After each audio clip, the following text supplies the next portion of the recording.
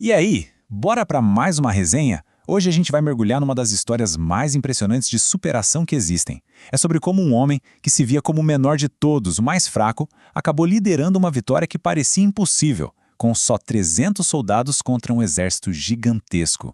E pra gente ter uma ideia do nosso personagem principal, olha só o que ele mesmo pensava. Essa frase aqui, nossa, ela diz tudo.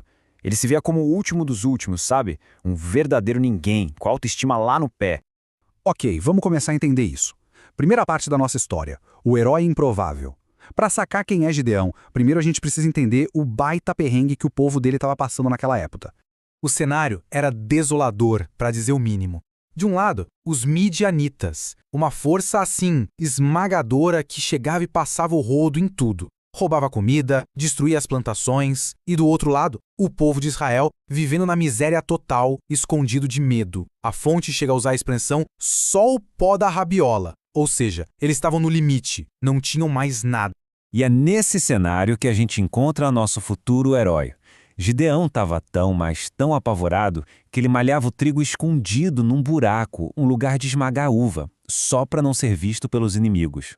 Imagina só o nível do medo para a pessoa chegar a esse ponto.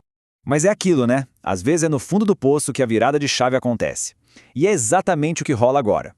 Vamos para a próxima parte, o chamado para a luta. De repente, no meio daquele medo todo, aparece um anjo e solta essa. O Senhor está com você, poderoso guerreiro. Pô, pensa na confusão na cabeça do Gideão. O cara se achava o último biscoito do pacote, e do nada é chamado de poderoso guerreiro. É o completo oposto da imagem que ele tinha de si mesmo.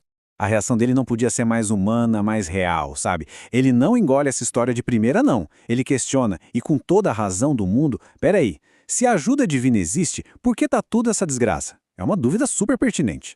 E aí que tá o ponto-chave. Ele não foi ingênuo, ele botou à prova, pediu sinais claros, sabe? Provas concretas. Ele precisava ter certeza de que essa missão não era só papo furado, ou, como diz a fonte, que não era só caô. Beleza, Gideão se convenceu. E agora? Agora é hora de montar um exército. E é aqui que a história dá uma guinada, assim, totalmente contra-intuitiva. Vamos ver como isso se desenrola em O Exército de 300. Então, ele começa com tudo, junta um exército de 32 mil homens. Um número que, poxa, já dá uma certa moral, né? Só que aí vem a primeira ordem maluca. Tem gente demais aí. A ideia era que a vitória fosse tão absurda que ninguém pudesse dizer que foi por causa da força bruta. Tinha que ficar óbvio que foi pela estratégia. Então, todos os que estavam com medo foram mandados para casa. E o exército despencou. Caiu para 10 mil homens. Uma